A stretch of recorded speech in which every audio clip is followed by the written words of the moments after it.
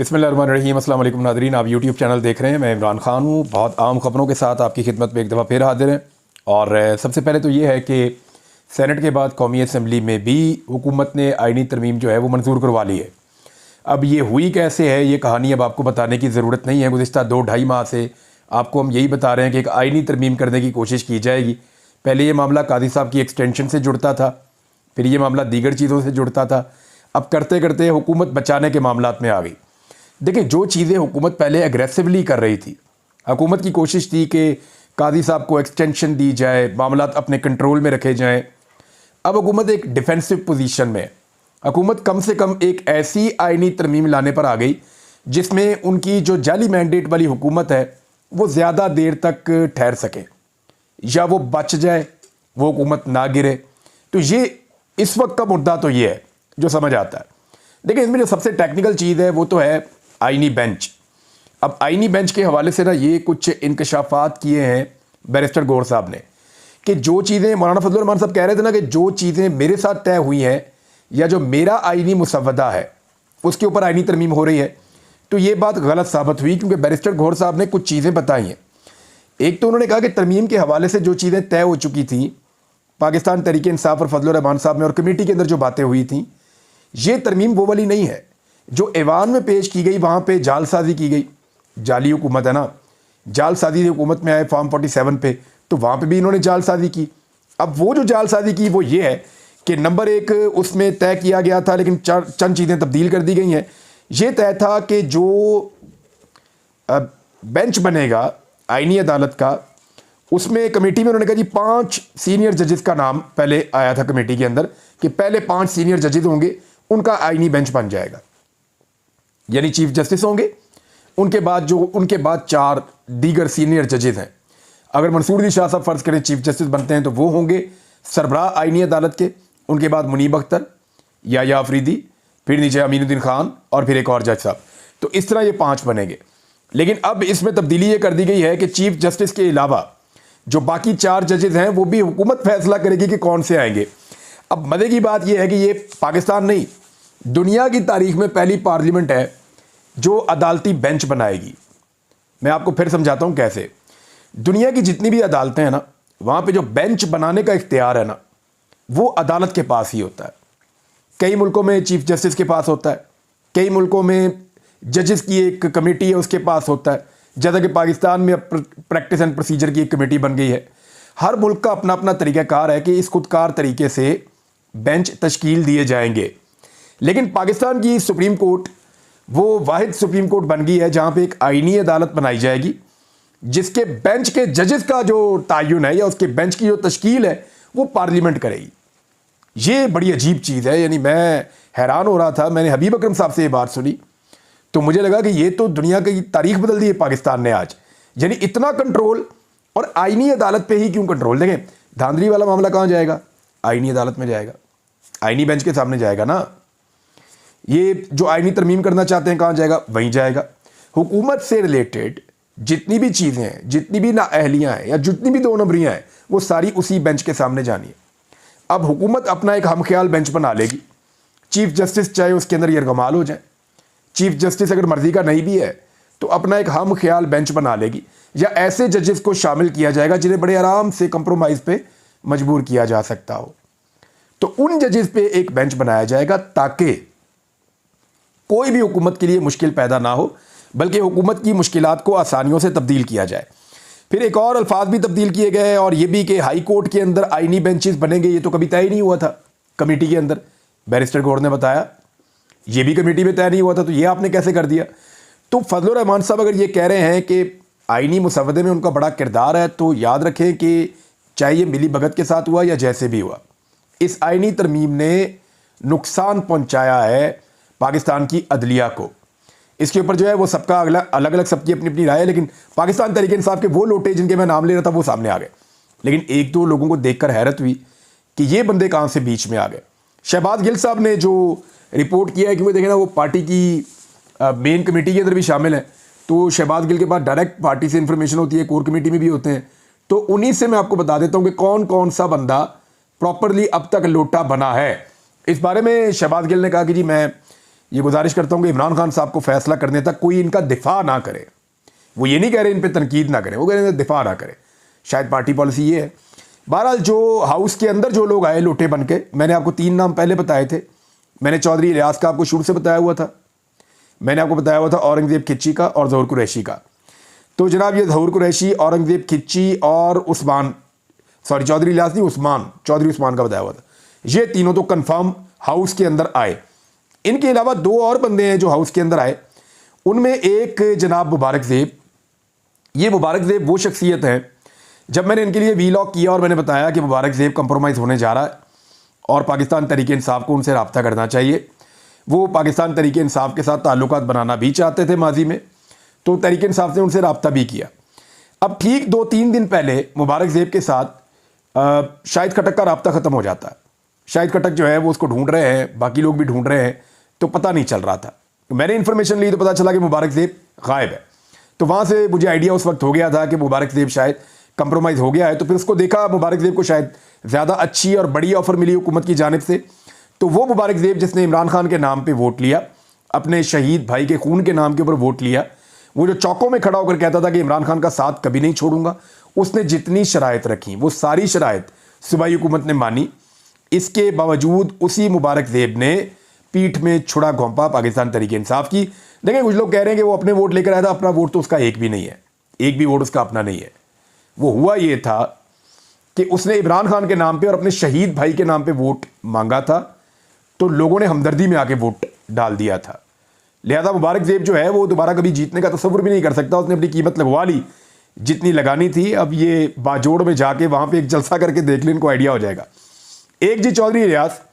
चौधरी इलियास के बारे में मैंने गुज़िश्ता माह वीलॉग किया था और मैंने बताया था कि ये आदमी एस्टेब्लिशमेंट के साथ डील करके, और बाकायदा कुछ मैंने बंदे भी बताए थे कि जिन्होंने डील करवाई थी, ये इलेक्शन लड़ने आया था और पाकिस्तान तहरीक इंसाफ का टिकट इसको दिलवाया गया था 2 नंबरी करके चौधरी इलियास को। और चौधरी इलियास जो है उसने इलेक्शन लड़ा इस शर्त पे था कि मैं जैसे ही इलेक्शन जीतूंगा, माई बाप आप मुझे दे दें फॉर्म 47, यानी मैं तो जीत रहा हूँ इलेक्शन, इमरान खान को तो वोट पड़ रहा है, मुझे फॉर्म 47 मेरा असली दे दें, आप जहाँ कहेंगे ना मैं वहाँ चला जाऊँगा। तो बाद में इसने अपने आकाओं के कहने के ऊपर फॉर्म 47 जब इसको मिल गया तो इसने एक बयान हल्फी दे दिया काफ लीग को। तो काफ लीग को इसकी वजह से 2 सीटें मिली, 1 सीट मिली मखसूस और 1 मिली इसकी अपनी। तो चौधरी इलियास वहाँ चला गया था। अभी कुछ अर्सा पहले जब मैंने इस पर वीलॉग किया तो इसने बड़ी तनकीद की मेरे ऊपर। मेरे खिलाफ इसने एक प्रेस कॉन्फ्रेंस की वहाँ गुजरात में, और इसने कहा ये मेरे ऊपर मुकदमा करेगा, हत्या की इज़्ज़त का दावा भी करेगा, मेरे ऊपर केस करेगा। तो मैंने इन लोगों को कहा था आप केस करें मेरे ऊपर, मेरी खबर ठीक है। तो वो खबर जो है वो दुरुस्त साबित हुई। चौधरी इलियास जो है वो जर्मनी चले गए थे कुछ अर्सा पहले, जर्मनी के एक अस्पताल में इलाज भी करवा रहे थे। उनके सारे ख़ानदान ने उन्हें मना किया, लेकिन जब उन्हें पता चला कि लाहौर में उनकी दुकानें गिरा दी जाएंगी तो फिर डर के, परेशान होके, और लालच भी बहुत बड़ा था, पैसा भी ठीक ठाक मिल रहा था, तो जनाब चौधरी साहब फौरी तौर पे वापस पहुंचे। और वापस पहुंचने के बाद उन्होंने आईनी तरमीम के हक में वोट दिया। ये वो 5 लोग हैं जो हाउस के अंदर आए। जो हाउस में नहीं आए 4 लोग, वो कौन से हैं ज़रा वो भी आप नाम सुन लें। इनमें एक रियाज फतेहाना साहब है। रियाज फतेहाना साहब पाकिस्तान से बाहर थे, उनके बेटे को उठा लिया गया और उनके साथ बड़ी लंबी चौड़ी निगोसिएशंस हुई, उनके बेटे को छोड़ दिया गया, फिर दोबारा उठा लिया गया। तो रियाज फतेहाना साहब आए और ये गवर्नमेंट की लॉबी के अंदर मौजूद थे। उनके अलावा जी ज़ैन कुरैशी 16 तारीख से अपनी फैमिली के साथ राब्ते में नहीं है, और ज़ैन कुरैशी की एहलिया को भी इसी बीच में गायब किया गया था 4 घंटे के लिए। फिर ज़ैन कुरैशी जो है वो देखे गए हुकूमती कैंप में। अब देखना यह है कि ज़ैन कुरैशी इतनी बड़ी कुर्बानी देने के बाद अपने वालिद को जेल से निकाल सकते हैं या नहीं निकाल सकते। क्या अगर उन्होंने ये किया है तो अपने वालिद से पूछ कर किया है या उनकी मर्ज़ी के ख़िलाफ़ किया है, फैमिली उनकी क्या कह रही है, ये सारी चीज़ें आने वाले वक्त में खुलेंगी। और ज़ैन कुरैशी के साथ एक्चुअली हुआ क्या ये भी हमें जल्दी पता चल जाएगा। इसके अलावा जी मिकदाद हुसैन, जिनके बारे में सब कह रहे थे कि ये बिक गए हैं और इन्होंने अपने आप को अगवा करवा लिया है, तो ये भी जनाब शामिल हैं। और एक जो हैं वो असलम घुम्मन साहब, ब्रिगेडियर असलम घुम्मन को बहुत दफ़ा कहा पाकिस्तान तहरीक इंसाफ के लोगों ने कि ब्रिगेडियर साहब मेहरबानी करो, आप हमारे साथ चलें, हम आपको तहफ़्फ़ुज़ देते हैं। लेकिन ब्रिगेडियर साहब बज़िद थे कि जनाब मैंने नहीं जाना, मैंने यहीं पर रहना है। और फिर ब्रिगेडियर साहब के साथ क्या हुआ देखें, वो भी हुकूमती लॉबी में बैठे हुए थे। तो ये वो 9 लोग हैं जिनकी मैं आपको बात कर रहा हूँ। अब ये लोग अपने हलकों में जाके आवाम से वोट मांग के देखें, इनको लग पता जाएगा। अगर इनके पास बल्ले का निशान हुआ और इमरान खान इनकी बैक पे खड़ा हुआ तो मैं कुछ नहीं कह सकता, अदरवाइज लोग इनके बारे में क्या करेंगे उसका आपको अंदाज़ा है। तो नाज़रीन, यहाँ पे मैं आपको जो बहुत सारे करैक्टर बताए, जो लोग कमज़ोर पड़ गए, मजबूर हो गए या बिक गए, वहाँ कुछ ऐसे करैक्टर्स हैं जो नहीं भी बिके, जिनके साथ बड़ा जुल्म हुआ है। सादुल्लाह बलोच आप नाम याद रखिएगा, चौधरी इम्तियाज़ का आप नाम याद रखिएगा, और बहुत सारे लोग हैं, आहिस्ता आहिस्ता नाम आपके सामने आएंगे। लेकिन आदिल बज़ई जो है उसने सबसे बड़ी कुर्बानी दी है। वहाँ कोयटा में उसके प्लाजे गिरा रहे थे, उसका घर गिरा रहे थे, उसको आखिरी वक्त तक धमकाया जा रहा था, कारोबार तबाह कर दिया, फैमिली को हरासा किया, बेड़ा गर्क कर दिया पकड़ के हर चीज़ का। लेकिन वो नहीं बिका। उसने कहा मैं इमरान खान की पीठ में छुरा नहीं घोंपूंगा। माजी में उससे गलती हुई, उसने एक बयान अल्फी दे दिया कि जी PMLN में मुझे शामिल कर दें, लेकिन उस गलती का उसने अजाला किया, अपनी प्रॉपर्टी तोड़वा के, अपना माली नुकसान करवा के, अपना पूरा कारोबार तबाह करवा के, और हर चीज़ उसने। अब जब भी वो इलेक्शन लड़ेगा कोयटा में, आप देखेंगे वो जीत जाएगा। अगर फॉर्म 45 के मुताबिक फैसला हुआ तो अब ये इलेक्शन नहीं हारता, हीरो बन गया वो। और बहुत सारे हीरोज हैं। इंटरेस्टिंग बात यह है, पाकिस्तान में 4 डिक्टेटर्स आए हैं। चारों डिक्टेटर्स ने मिलकर पाकिस्तान की पार्लियामान के साथ वो नहीं किया जो पीपल्स पार्टी ने और नून लीग ने मिलकर कर दिया। यानी शहीद भुट्टो की जमात ने और नून लीग ने मिलके, यानी ये कुर्बानियों के दावेदार हैं, जमहूरियत के दावेदार हैं, वहाँ पे खड़े होकर ख्वाजा आसिफ कह रहे थे जी वोट को हमने इज्जत दी है और ये अपने वोट को इज्जत दी है। भाई इस तरीके से अगर वोट को इज्जत देनी है ख्वाजा साहब, तो फिर तो पाकिस्तान में जमहूरियत नापैद हो जाएगी। माओ बेटियों को उठा के, बहुओं को उठा के, लोगों को टॉर्चर करके, ज़हनी तौर पे टॉर्चर करके, मेंबरान को अगवा करके, 70 करोड़ में वोट खरीद के, अगर ऐसे आपने वोट को इज्जत देनी है तो शाबाश आपके वोट को इज्जत देने पर। उमर अयूब साहब ने इसका जवाब दिया। उन्होंने कहा जी इस आईनी तरमीम के ऊपर ना आप लिख देते कि वोट को इज्जत दो से बूट को इज्जत दो तक का सफ़र। ये जनाब उन्होंने कहा कि जुमला आपको इस आईनी तरमीम के ऊपर लिखना चाहिए था। 65 वोट जनाब दावा है स्पीकर का, वहाँ पे चेयरमैन का, सेनेट चेयरमैन का, कि जनाब यहाँ पे पड़े हैं। हालांकि 64 चाहिए थे। 225 कौमी असम्बली में 1 वोट एक्स्ट्रा भी रखा गया था कि खुदा ना खास्ता कोई मसला हुआ, कोई बंदा मुकर गया तो वहाँ से 224 तो पूरे हों।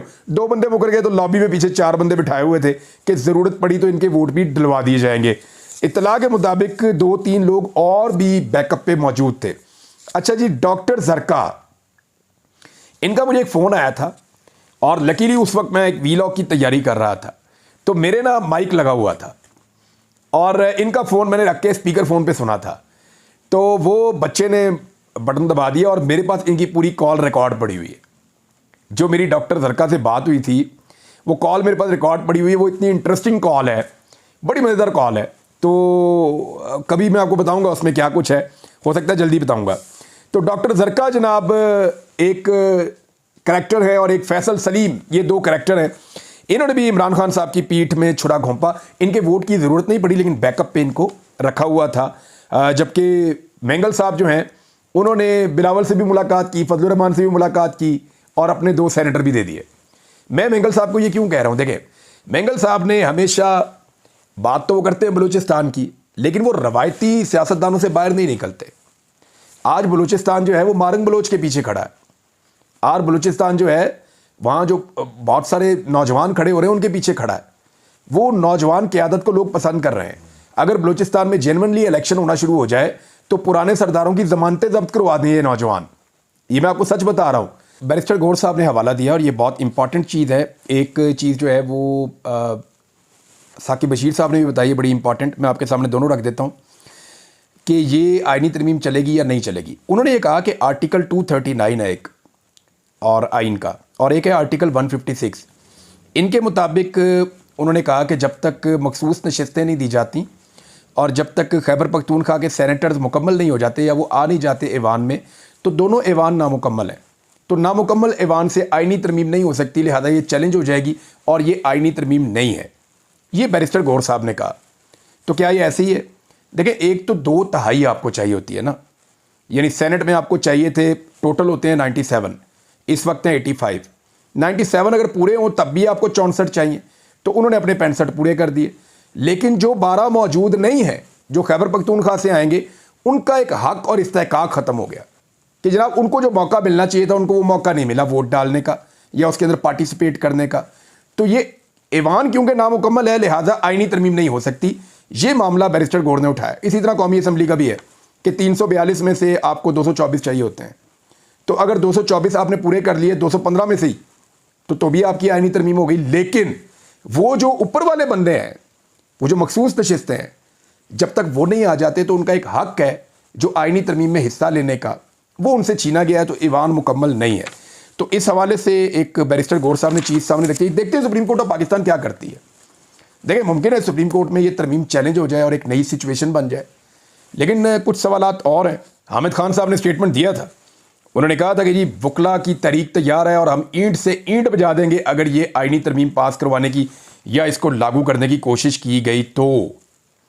अब सवाल ये है कि क्या सारी लड़ाई इमरान खान ने लड़नी है या ये भी लड़ाई उसने लड़नी है, ये भी उसने लड़नी है। कौम का कोई किसी किस्म का फ़र्ज़ नहीं है।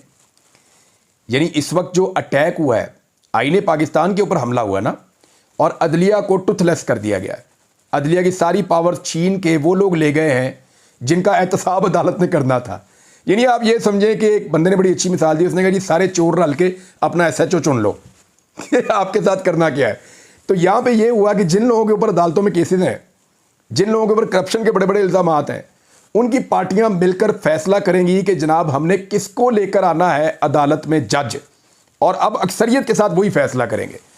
तो यहाँ पे जो अब तक का फिगर है उसके मुताबिक 65 सेनेट में और 225 कौमी असम्बली में, और इसके अलावा वकला को और सिविल सोसाइटी को और अदलिया को अब रोल प्ले करना पड़ेगा। बहुत सारे लोग बार बार कहते थे कि जस्टिस मंसूर अली शाह को आप जानते नहीं, वो ये करेंगे वो करेंगे। अगर उन्होंने कुछ भी करना है तो दिस इज़ द टाइम, क्योंकि अब जस्टिस मंसूर अली शाह साहब की सीट खतरे में है। मामला ये है कि पाकिस्तान तहरीक इंसाफ को ये ऑफ़र की गई थी कुछ सोर्सेज के मुताबिक कि हम जस्टिस मंसूर अली शाह साहब का आपको नोटिफिकेशन करवा देते हैं, आप आईनी तरमीम का हिस्सा बन जाए। लेकिन तहरीक इंसाफ ने कहा जी हमने इस घिनौने खेल का हिस्सा नहीं बनना, ये जाली असम्बली है, ये आईनी तरमीम कर नहीं सकती।